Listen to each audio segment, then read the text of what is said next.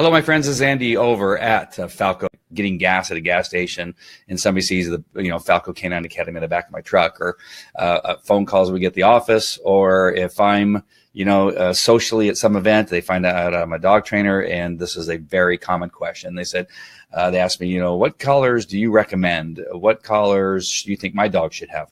What collar do you use for your training? As if we use only one type of thing, which unfortunately is the norm in dog training circles, is that, oh, good, it looks like it's working this time.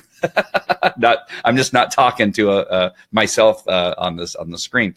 But it is just such a common question. And so we have to really understand a lot about what the collar is. It's a communication to the dog from the handler quite often, right? It's not just bling. It's just not if it's a girl collar you wear pink, if it's a boy collar you wear blue. It's not. It is really, the collar is dependent. And so here's the answer to the question. The type of collar your dog needs is not determined by the dog. The type of collar that you're going to have on your dog is determined by the human being. It is more, the collar is what the human needs for that dog. Let me answer that again. The collar is determined by the human being for the dog that they have, or the dog that they're going to be walking. It is for the human. The collar is decided based on the human, not on the dog. And that's what makes Falco Canine Academy so much different than others, is that there are so many trainers that truly believe, and I'm telling you, there are many dog trainers. Yes, many professional dog trainers, even some in the police dog world that I've worked with, that get a collar based on what they believe the dog needs. I'm telling you, it happens all the time. I know that is the belief in many of the big box, pet stores who have trainers, that their system only says they can use this one thing, which is fine for us because we get a lot of dogs that get kicked out of the big box pet companies and get kicked out of their training. We have many trainers that can't train a dog because it doesn't fit into what it is that they know how to use, that one tool. Many trainers only know how to use one thing. And that is so unfortunate because it's unfortunate for them because they, it's hard to make a living when you're only teaching one thing. Right? We only do clicker treating. Every dog that we have come through into our class, they must be wearing a pinch collar. And that is one of my trainers who used to work for me, the silly trainer. She went off, started her own business, and I quickly learned that everybody that comes to her class has to have a pinch collar. Not the human, but the dogs. And it's incredible. We've got dogs that come with pinch collars on, and there's no way in the world that dog should have a pinch collar on with that human being. We've had puppies have pinch collars on. And so we know for sure that pet stores have no idea what collar it is that your dog should wear based on who you are as a human being. And so that is really the first thing. So let's go through a couple of the collars, well, most of the collars. And of course, there's a flat collar or a belt collar, as it's called. And that is it could be leather, it could be nylon, it could be cloth. And it is like a belt you wear around your waist. It goes around and it has a chingadero that goes in a hole. And that is a belt collar. And you hook up to a little D-ring that's on there. And quite often we see those being worn really loosely. They should be snug and high, up high, not down on the dog's shoulders. When you put on the dog's shoulders, you might as well put the dog in a harness. And also then they slip out and the dogs get away and people are going, come back, Fluffy, come back. Because they go, well, I don't want to put it on too tight. Well, no, it needs to be on snug. And so that it doesn't come off, especially when you have aggressive dogs and the dog doesn't learn how to back out of a collar. Once a dog does it once, they're trained. For whatever reason, that is an easy behavior to train the dog to back out of a collar. The first time the dog gets loose and running, the dog has it. And now you have a dog that's constantly trying to back out of a collar. All right. Another collar is what is commonly called a choke chain or a slip collar. Or a training collar, they're called. And so there's many types. There's chain, there's tight chains, there's loose chains, there's others called fur savers, which you're going to see in a video I'm going to show you in just a minute. And that has a live ring and then a dead ring, and the live ring chain goes through the dead ring. Right. And then when the dog needs to get corrected, you pull up on that and it tightens up. In many cases, what people do is end up choking the dogs, thereby the name, the choke chain. If it's choking your dog, then it's not being used properly and it's not being useful whatsoever. As a matter of fact, the dogs kind of get into that being choked thing and will pull harder and it causes the dog to kind of enjoy what's happening for whatever reason. All right. And so those are often misused, but they can be great tools. The Fur Saver, not so much. The Fur Saver has these huge clunky links and really is not that effective. And I'm going to show you in a video why that is. You'll see. Actually, it'll happen to me. And so you'll see why it is not really one of the best tools. I'm just scrolling down on my Facebook page. Just again, I just want to know for sure. Yes, it actually is on there. And I can see people are watching. So I can see that you're on. So several people are watching, as a matter of fact. So if you wouldn't mind writing your name and letting me know where you're watching from, that would be so fantastic. It really does help. When you guys comment, it helps for us as a company that we can see that people are watching. I can see you're watching, and so I know you're watching, so it wouldn't hurt at all for you to just type your name in there. If you're driving, don't do it, but if you come to a stoplight or something like that, put your name in there. Let me know where you're from so I can see who's watching. Even if you're a trainer, don't feel bad that you're watching another trainer talk. You know, some trainers don't want trainers to know that you're watching our stuff, but that's okay. I'm going to tell you about something for trainers that we're going to have on our Train the Dog Trainer Facebook page, which has really kind of laid there kind of dormant for a while, but we're going to come in there with some marketing for the pet industry. And so I'm going to get a link in here that you're going to see towards the end. I'm going to put a link in there inviting you. Hey, Stuart. From Anaheim. Nice. Thank you very much. I knew somebody could do it. And so if you're a trainer or you're in the pet industry, if you sell stuff, we're going to be doing a couple webinars to help you in your marketing. Some stuff that and this is what I do when I'm not training dogs, is I teach businesses how to market their business. And I have some very effective tools that work very, very well. Trust me. Gina who? All right, Gina, glad you're joining me. All right, so I left off on the choke chain. Okay, the next type of collar is a pinch collar, completely misunderstood type of collar. And it is, it's thought to be evil. It's thought to be inhumane with some people, but it is. Thank you, Donna. I just saw Donna likes our video. Donna, I'm not sure where Donna's from, but Donna, let us know where you're from. It can be a fantastic tool. It can also be a horrible tool. The flat collar can be a horrible tool. A German Shepherd just had 8 pups. God help you. Yeah, no kidding. I had a German Shepherd that had, I think, 9 pups. Not trying to outdo you. I'm just saying, I know what you're saying. 9 pups. It was, I am not a breeder, and I will not do that again. The pinch collar is another misunderstood tool. We're going to talk a little bit about that too. It is often, Ohio. Nice. All right, Donna. Oh, Donna, I think I know your husband, I think. Is that correct? I met your husband at a marketing. I just talked about marketing. I think I met your husband at a marketing event.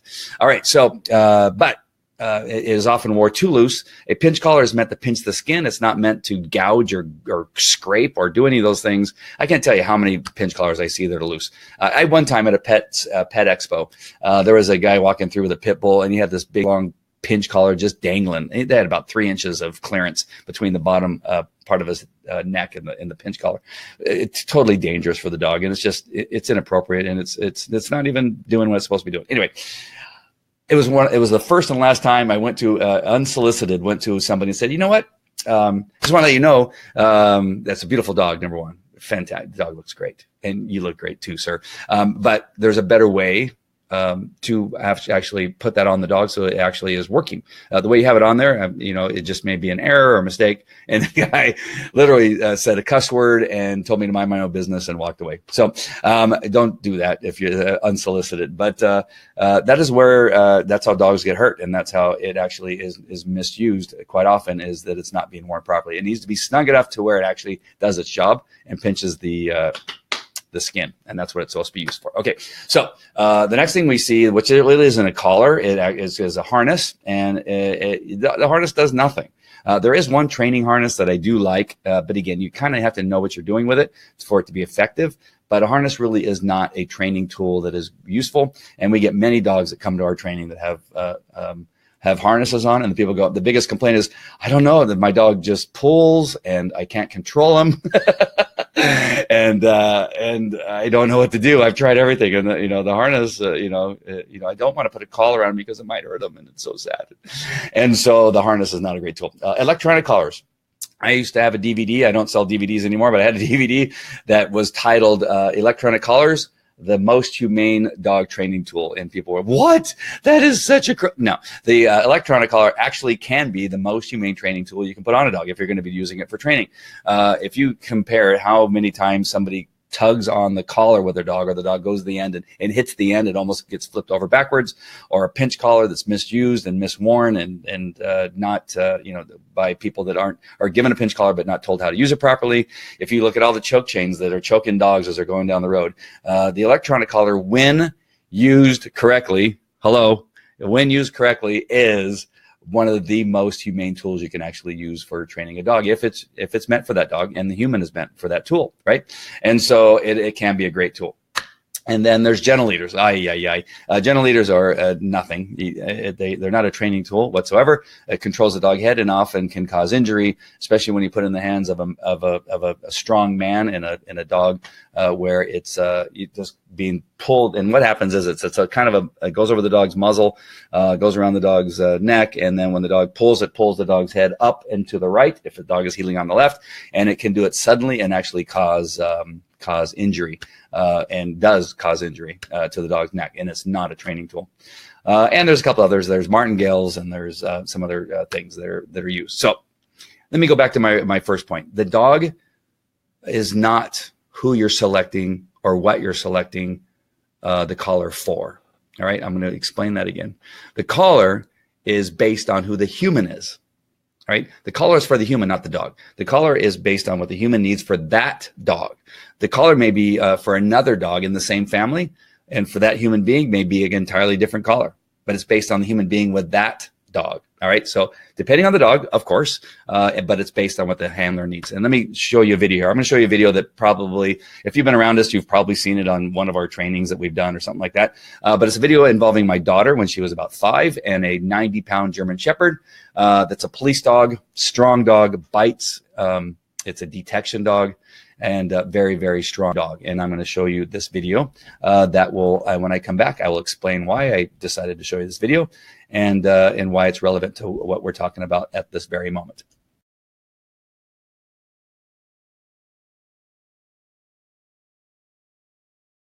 Okay, let's do that again. That was perfect. Do that again. Okay, run. That way? About turn. And stop.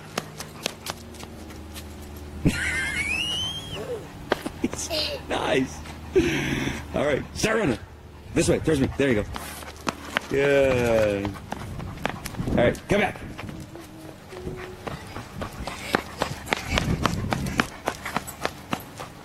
Come back. Oh, Dad. And stop. Nice. Perfect. Perfect. Where do people get them? You know, like, do them get them in the wild or what? No. They get them as puppies, or they get them from shelters and rescues, or from friends who can't keep the dog anymore. Perfect.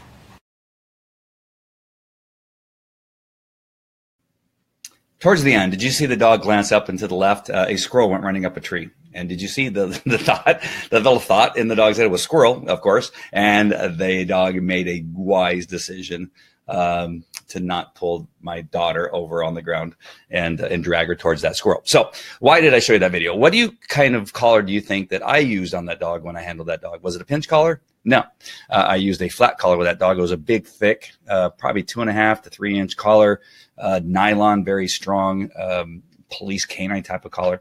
That's not my dog. It's somebody else's dog. And my daughter had never walked that dog before we took that video. But when I handled the dog would be obedient to me, would be in control with me, but I wasn't using the pinch collar. So this really illustrates what I'm talking about. The dog, what collar the dog wears is based on who the human is that is controlling that dog at that time or expecting obedience from that dog at that time. My daughter at that age was maybe 40 pounds. The dog's 90 pounds. And did you see the obedience? That obedience, really, the connection and the way it looked like the dog was enjoying himself and was not, intimidated by the human being, but was obedient to the human being being a 5-year-old girl. And so that is my point. And I really wanted to show you that because it's not I know the title of this particular thing that I put on here is what collar does my dog need? Because that's the question we get as trainers, as Falco Canine Academy. But it is not based on what the dog needs. It is really based on what the human needs to control that dog. All right. So, the other important point when you're looking for a trainer, whether you're in Ohio or you're in Florida or you're in Australia, if you haven't been watching this, we have many people in Australia who watch our videos, and Argentina. I just saw somebody from Argentina, I think, who's watching this on our Spanish Facebook page. The pinch collar, just to visit that, it's so important that it's worn correctly. You need a trainer that understands how to use that tool. Right? It's not, you don't want to go to a trainer that's the only thing they use, because not every dog and every human combination requires a pinch collar. But you need a trainer that when it is used knows how to use it properly and knows how to put on a dog properly and show you how to put it on a dog properly. And there's different kinds of pinch collars. There's different thicknesses in the gauge, and you will make a determination based on the dog what type of collar, if it's a quick release or a non-quick release, what gauge you're going to be using for the thickness of the prongs themselves. And all that is really important. And I see way too often people go to PetSmart or Petco, one of the big box pet companies, or even the mom and pop. And they go there and say, I'm looking, the last dog I had a pinch collar, and, I want to get the biggest, thickest, strongest one. And it's totally inappropriate for that dog. The gauge can actually be too thick for a strong dog, and it could be ineffective. It could be too thick for a small dog. And it really, there's way too many errors made in regard to that pinch collar. So you need to go to a trainer. And if you're watching this and again, I'm kind of talking from a trainer perspective, but if you're a dog owner, you really want to get the advice of a trainer that understands all the tools. That is about what Falco Canine Academy has always been about. All of our trainers, all of our interns that have worked for us, is they all need to understand that we know how to use all the tools. Because we don't know when you start our training what collar that we're going to end up using for your dog that's going to be most effective. And as a matter of fact, it may change. We may start with the thought that for you and this dog, you're perfectly fine with a flat collar, or you're perfectly fine with a pinch collar. And then as we get down the road, go, no, that's actually not helping your problem. It's actually creating another problem, maybe. And so then we'll make that change, because it isn't a perfect science right off the bat. There's things that we will see or develop over time using a particular tool that change may need to be made. Same thing with a choke chain. The gauge of the links is super important. And you want to make sure that it fits and is appropriate for the dog that you have. You can have too thick of a chain on a dog that it's not working effectively for that particular dog. Now I'm going to show you a video with a Belgian Malinois. This Belgian Malinois is a super aggressive dog that's in this video. It tried to bite a police officer in the face within about 20 seconds of taking the leash. He goes, oh, let me see that dog. I'm going to walk that dog around. It looks pretty nice. With me, it looked nice. What you'll see on the video, the dog looks actually totally under control and super social. No, I go, are you sure? He goes, come on. I can handle this dog, And so I go, okay. And again, the dog, and you can see right away the dog's demeanor changes. He's looking at the handler with that look, and he's just waiting. And then suddenly starts to walk up the handler. He doesn't jump on the handler.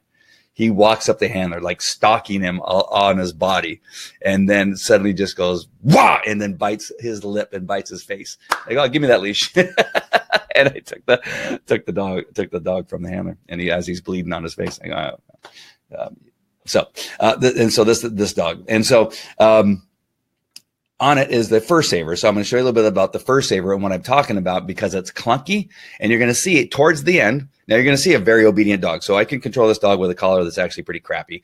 Fur Savers really are not the greatest tool for obedience. They're great tools for hooking up to, because with your hasp on your leash, you can hook up to any link on that collar very quickly. So it's great for law enforcement and that kind of stuff. And it's often worn in combination with a pinch collar and a Fur Saver. They usually have both together. All right. And so that way you can hook up into anything very quickly, very fast, as you're trying to unholster your gun or do whatever you're supposed to be doing. So it's a great tool for law enforcement, not great for obedience. All right. But you're going to see what I'm talking about, that when a dog can beat you and a dog beats you, you can see that I even had that problem with this dog towards the end. All right. As much experience as I have. And so it's important, again, to get the right tool for your dog and to understand the tool and the problems that you may or may not have with it. All right, so I'm going to go ahead and play this video for you. And actually, the training that you're going to get is actually pretty decent, and you should watch this video and do this with your dog. And you won't recognize me because I don't have any facial hair in this particular video.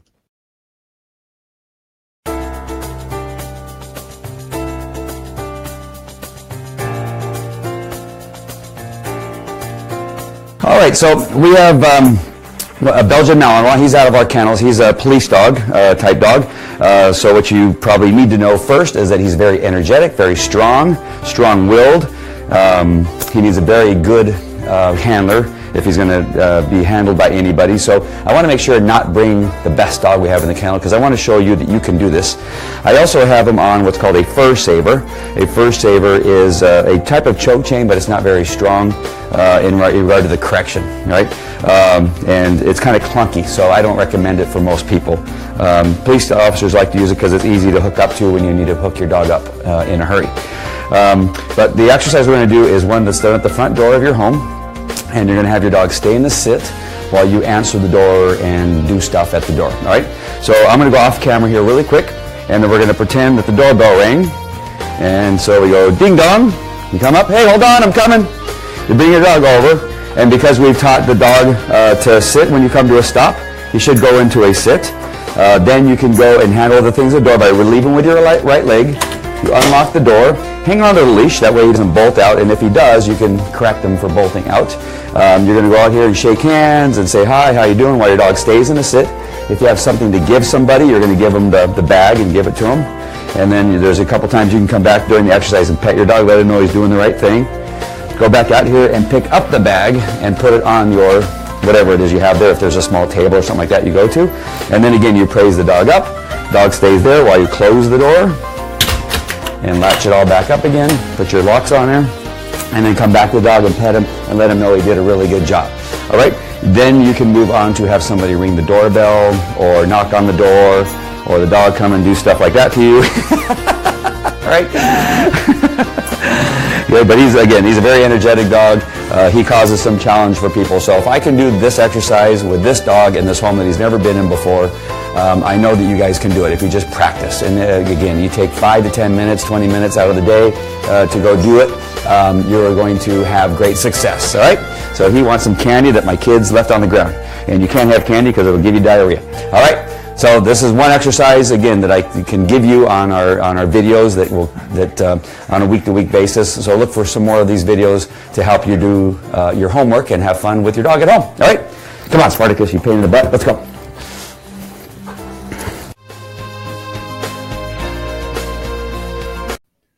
All right, so did you see there at the end? So what happens is in this video, and it's really important for you to see, is that there was a green Skittles on the ground next to that wall. It was hard to see in the video, but I remember it distinctly because I was wondering what the hell is that dog chasing? And there's a little green Skittles on the ground, and you see the dog go to it, and he forgot, right? The distraction took the dog off the game, right? When we came in there, the leash was loose.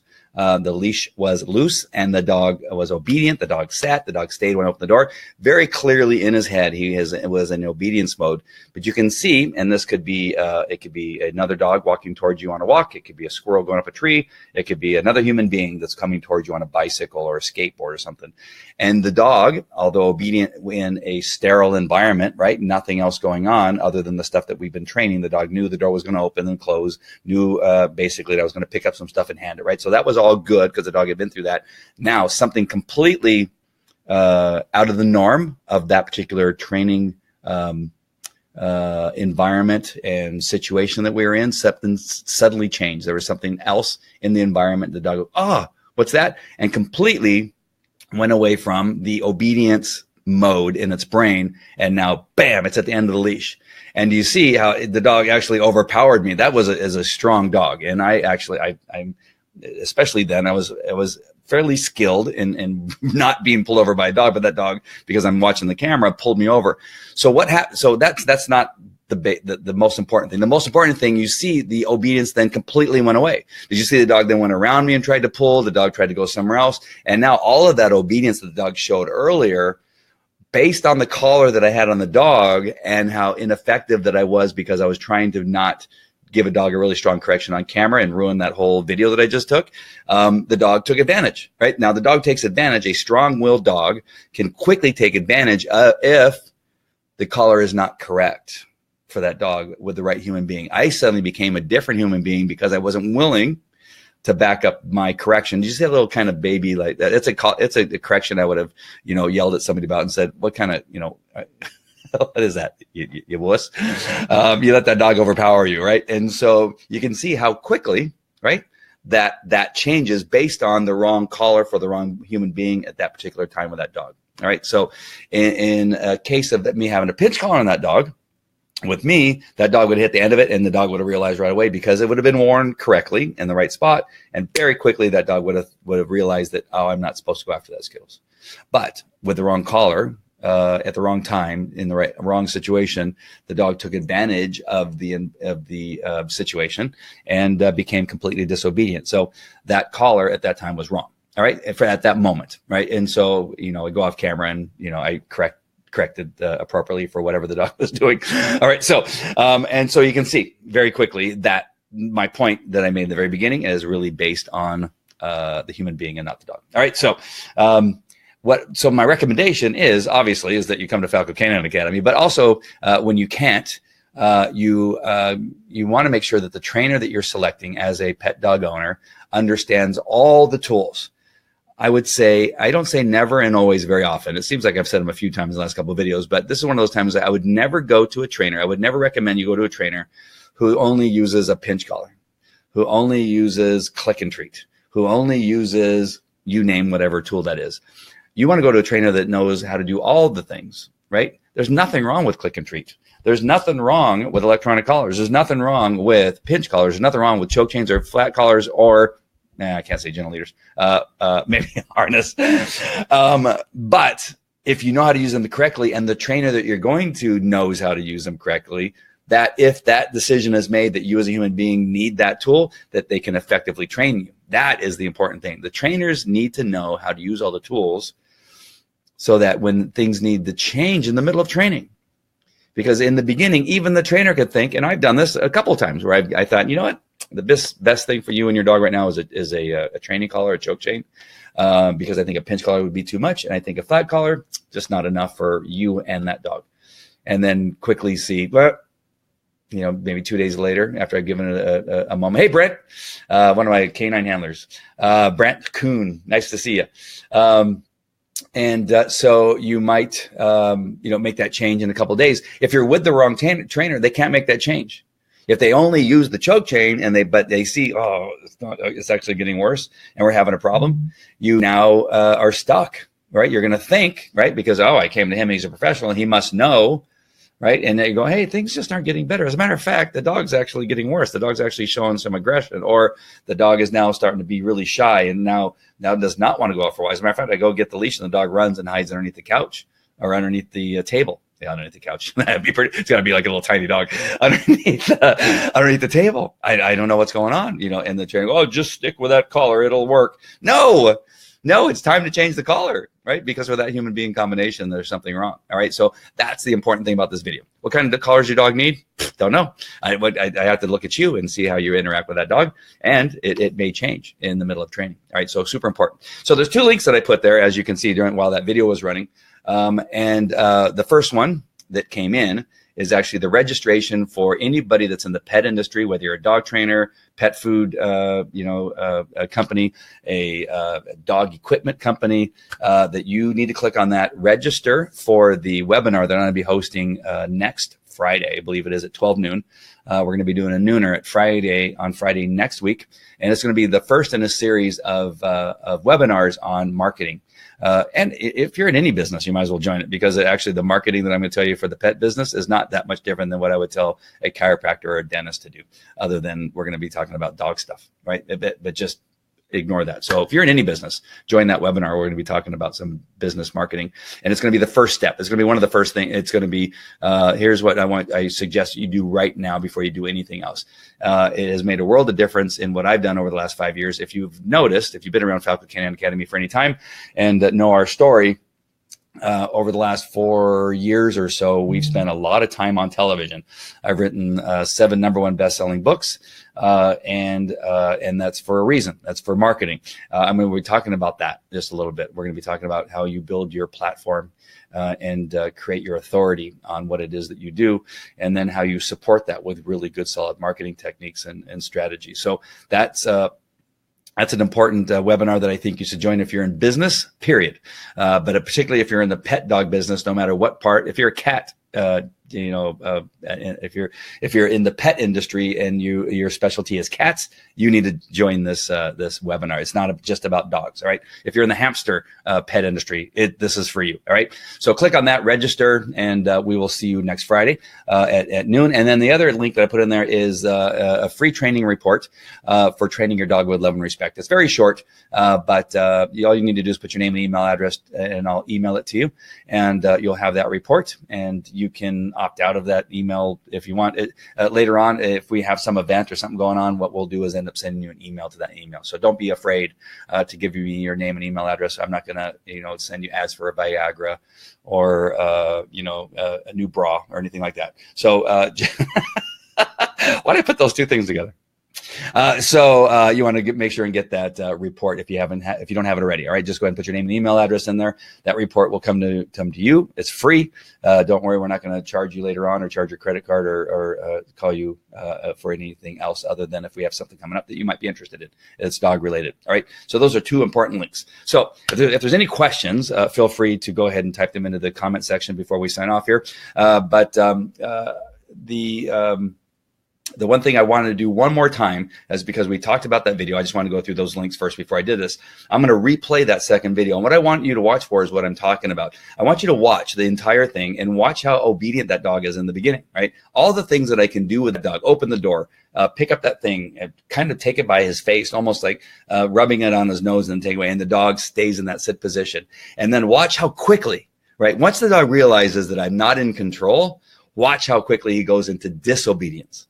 And really important, right? It's really important for you to see it as a dog handler, why it's important to have the right tool and always set up for success. And it's good for dog trainers to watch too, if you're in the dog training business, and watching that and seeing that how quickly that dog goes into disobedience. All right, so I'm going to play that video. I just want to watch it one more time. I think it's important. And now that I've talked about it in the way that I did, I think you'll see a little bit more. If you didn't catch it the first time. Some of you are good enough that you caught it the first time. But so watch that video just one more time. Here you go.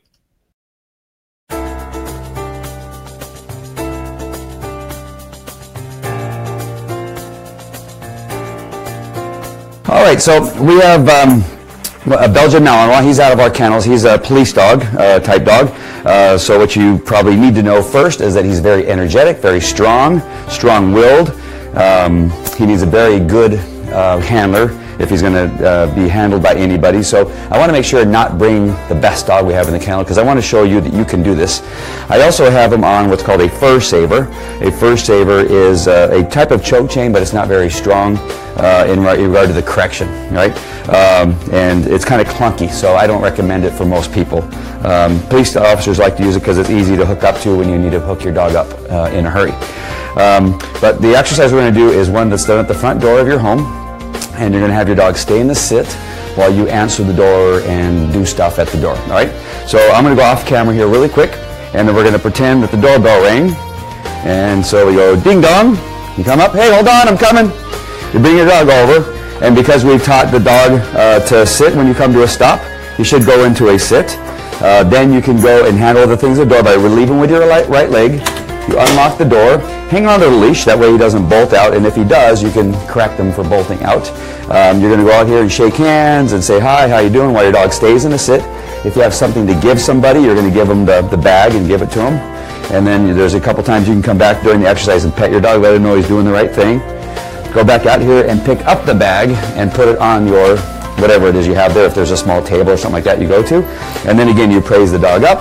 Dog stays there while you close the door. And latch it all back up again, put your locks on there, and then come back to the dog and pet him and let him know he did a really good job. All right? Then you can move on to have somebody ring the doorbell or knock on the door, or the dog come and do stuff like that to you. All right? Good, but he's a very energetic dog. he causes some challenge for people. So if I can do this exercise with this dog in this home that he's never been in before, I know that you guys can do it if you just practice. And again, you take 5 to 10 minutes, 20 minutes out of the day to go do it. You are going to have great success, all right? So he wants some candy that my kids left on the ground. And you can't have candy because it will give you diarrhea, all right? So this is one exercise, again, that I can give you on our videos that on a week-to-week basis. So look for some more of these videos to help you do your homework and have fun with your dog at home. All right? Come on, Spartacus, you pain in the butt. Let's go.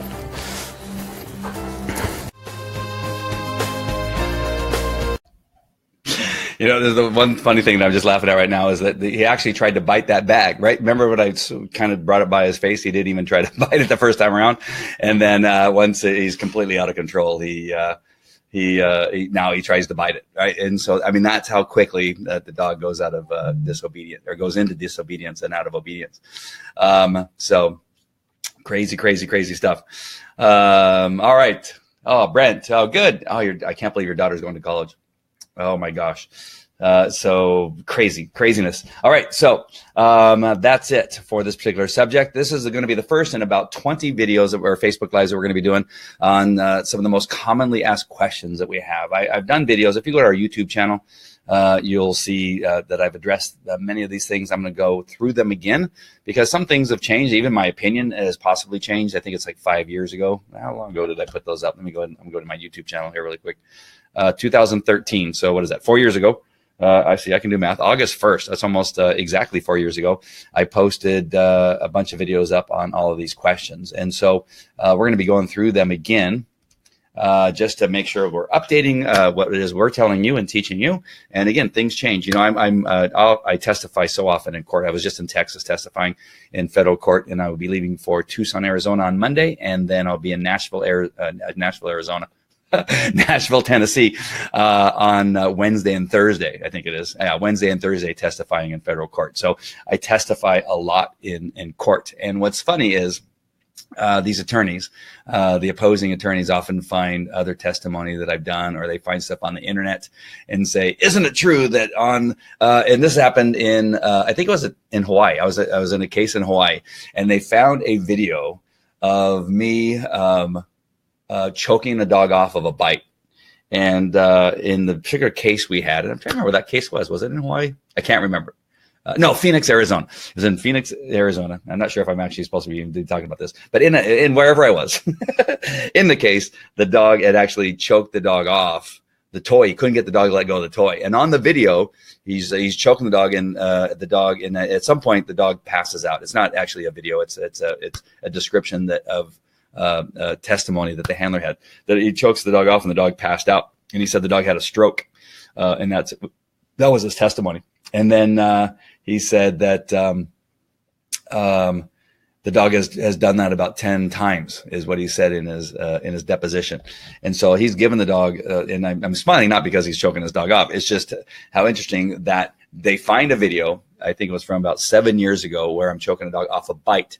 And there's two different things here. And so if you can't get your dog to let go of the toy, one of the worst things you can do is choke them off of the toy. Now, we've done that in the past, right? And we've done it to build desire in the dog. And it's not in the same matter as in fashion as what that handler was doing. He was doing it because he couldn't get his dog to let go, right? We do it sometimes to get the dog and hold him up. So the dog's trying to hold on to it, and he can't hold on to it. And then all of a sudden he lets go of it because he's hanging. Again, this is old, stuff that we used to do. And on the bite, on the equipment, it's another way of building the dog's desire. We end up lifting the dog up. The dog lets go, and as soon as he lets go, we put him down on the ground. We let him go again, and it builds frustration and all this kind of stuff, and it makes a dog stronger and harder if you do it right. Again, you have to do it right in order for it to work. And so they found this picture and used it and tried to say, "Oh, look at this! You're doing the very same." I go, "No, it's completely different." And I ended up explaining it, and then took the wind out of their sails. And it was clearly a guy in a bite suit. I go, "Does that guy look like a Kong or a tennis ball to you?" No, it's two completely different things, and don't worry about it. So the reason I say that is because even 4 years ago, there may have been stuff that is slightly different, and maybe I do it a different way now. or what have you. And so it's important to revisit this stuff every once in a while and talk about it and bring it up. How I was trained, and many of you know this, I've talked about it in my book, Falco Walking with God and a Dog. I talked about in there that I was trained to hit a dog with a stick, and I was very good at it. And I could hit a dog with a re-stick on the paw very effectively. And I was almost a sharpshooter when it came to hitting a dog with a stick. We also were trained to use cattle prods on dogs. We were also trained to sharpen the pinch collar so that they were nice and sharp and pointy. Does that mean that I think that should be done today? No. As a matter of fact, that's what caused me to create Falco Canine Academy, because I was doing that and being trained to do that and go, okay, that's enough. This is a horrible way to train. It actually makes our dogs work out of fear as opposed to work out of motivation and confidence with their handler. And so things change, right? We get trained and taught. That's how I was trained and taught. It was the way that you did it. And if you didn't do it that way, you were a pussy, basically, is what they said. So sorry if there's any kids watching this, wussies. And so that's the way that it was done. And that's what we were told. And I was a rebel. And so when I went to the chief of police at our department and said, we got to change, this isn't right, we can't, I was looked upon in the canine world as a traitor, and was shunned by many of our handlers. Even as I was president of the Police Canine Association at the time, they turned their backs on me and said that you leave this place because of those, you're a traitor. And so things, can get pretty tough in the canine world. So just understand that, we can learn things and be taught things, and in the beginning think that they're perfectly fine and good. And in the end, we find out that, that's actually not the best way to do that. The trainers that do that, by the way, are still in business, and they still do it to this day. And so it is a problem, I think, that we have. I think that I need to continue to fight for the dogs and do it in a way that's humane and good for the dogs and beneficial to the dog. Brent Kuhn was one of my handlers one of my early handlers, who's on this particular discussion here, and was a great guy and very supportive of my efforts to try to do things a little bit differently than everybody else. And so I really appreciated Brent. Again, he was one of the early adopters of our training. And there you go. All right. I don't even know why I went on that rant.